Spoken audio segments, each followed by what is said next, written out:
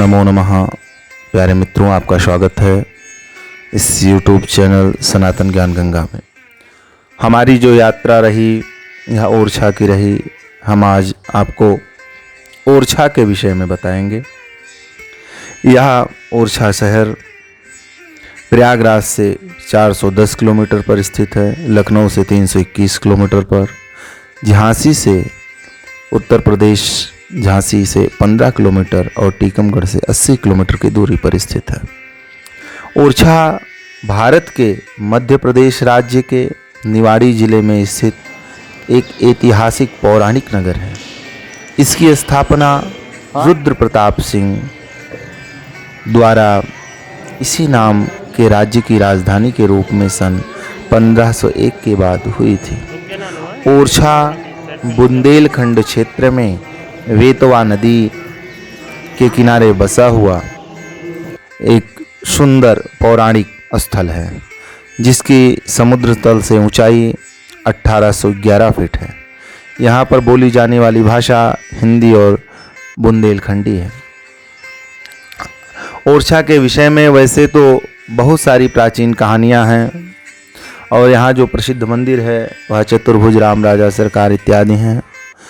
माना जाता है मधुकर शाह बुंदेला की रानी गणेश कुंवर ने अयोध्या से राम राजा सरकार को ले आकर के यहाँ स्थापित किया, उनकी मूर्ति को।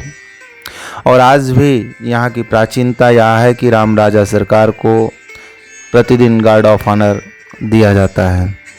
भ्रमण योग्य बड़ा ही सुंदर स्थल है। यहाँ की कहानी बहुत ही विस्तार से अगर हम बात करें तो बहुत लंबा समय लगेगा। आइए यहाँ के जो भ्रमण करने लायक स्थल हैं, जो यहाँ के राज्य द्वारा जारी किया गया है भ्रमणीय स्थल, उनके विषय में आपको बताते हैं कि ओरछा में आपको भ्रमण करने लायक कौन कौन से स्थान हैं। कटीला दरवाज़ा और प्रवेश काउंटर, जैसे आप महल की तरफ प्रवेश करते हैं वहाँ पर है। राजा का महल, जिसकी नींव राजा रुद्र प्रताप सिंह ने 1501 से 31 के बीच में रखी थी और इसको 3 राजाओं ने मिलकर के पूरा करवाया। कुछ रुद्र प्रताप सिंह, इनके बाद इनके बड़े पुत्र भारती चंद्र और मधुकर शाह ने मिलकर यह महल की पूर्णता की थी। महल में बहुत ही सुंदर चित्रकारी और पौराणिक कथानकों को दर्शाया गया है। शीश महल जो 18वीं शताब्दी का निर्मित है, जिसको जहांगीर महल के पास में है। दाऊ जी की कोठी, इंद्रजीत सिंह का अखाड़ा, तमीरात की कोठी, हिम्मा हमीर की कोठी, बारूद खाना जो राजमहल के समीप स्थित यह भवन 16वीं शताब्दी का है, जिसमें गोला चश्मुआ अनगढ़े पत्थरों व चूने के मसाले से निर्मित यह भवन है।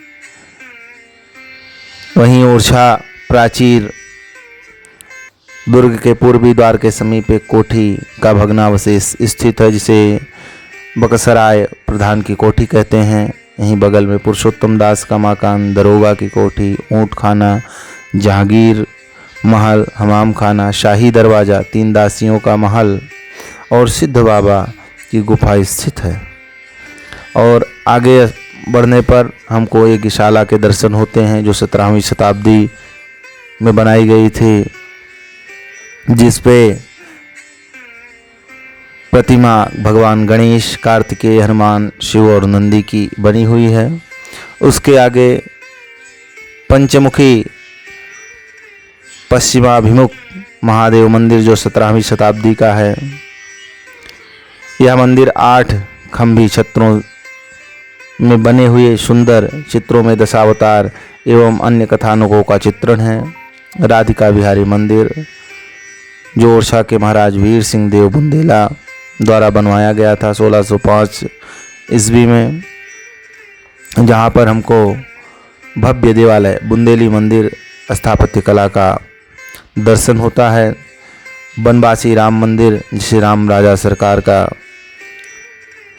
सुंदर मंदिर कहते हैं, इस मंदिर का निर्माण वीर सिंह बुंदेला ने 1605 से 1627 ईस्वी में करवाया था। यहाँ पर भगवान राम की बनवासी स्वरूप की प्रतिमा राम राजा मंदिर परिसर में स्थापित की गई है। यहाँ से हम आगे बढ़ेंगे तो शिव मंदिर 17वीं शताब्दी का निर्मित, और उसके आगे राय प्रवीण महल, घुड़साल, अश्वशाला एवं ओझा का मकान, रसालदार की कोठी, श्यामदाऊ की कोठी, यह चीज़ें एक तरफा। और दूसरे तरफ में अगर हम बात करें दूसरे दृश्य की, तो दूसरे भाग में हम टकसाल, जो मंदिर के सामने ही है, चतुर्भुज मंदिर के बगल में ही टकसाल भवन बना हुआ है। चतुर्भुज मंदिर अपने आप में बहुत ही सुंदर, बहुत ही प्राचीन और दिव्य मंदिर है। यहाँ पे अनुपम वास्तुकला के दर्शन होते हैं। उसके आगे भगवंतराय की हवेली, सीतामढ़ी महल, हाथीशाला एवं सुपारी साव महल, जिसको दीवान का महल भी कहते हैं।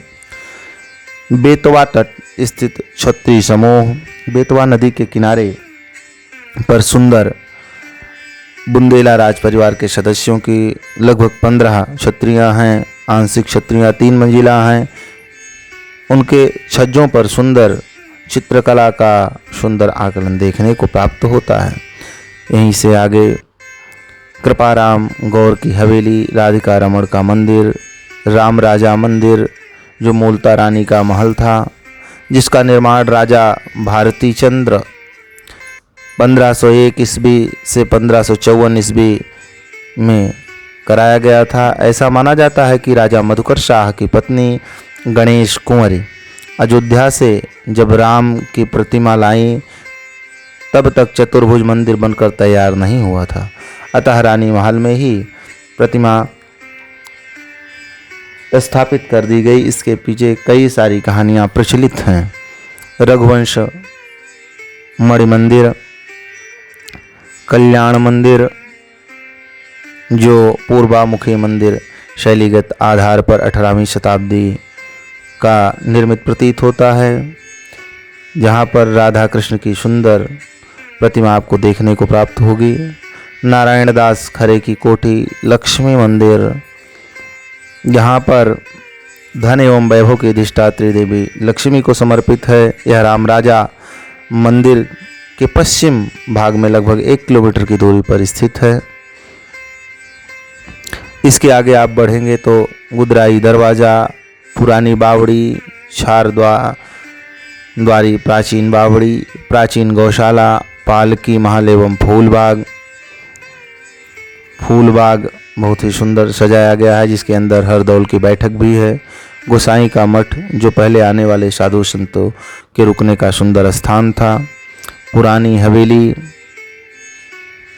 और उसके आगे आप बढ़ते हैं तो फसियाने की हवेली, नोनेजू की हवेली, आगे हरसिद्धि देवी मंदिर, तोपची की हवेली, गणेश दरवाज़ा एवं पुराना दरवाज़ा, आगे सावन भादों 2 मीनार है, जिसको सावन भादों कहा जाता है, जो वायु प्रवाह को रोक करके उससे फूलबाग महल के विशाल तालघर को वायु प्रवाह के द्वारा ठंडा किया जाता था। उसके लिए 2 ऊंची मीनारें वायु को खींचती थी। इसे स्थानीय लोग सावन भादों कहते हैं। बड़ा ही सुंदर, अनुपम, मनोहारी दृश्य है ओरछा का। नदी के किनारे आप जाएंगे बेतवा तट पर, तो बड़ा ही सुंदर मनोहारी छटा आप सायंकाल में आपको देखने को प्राप्त होगी।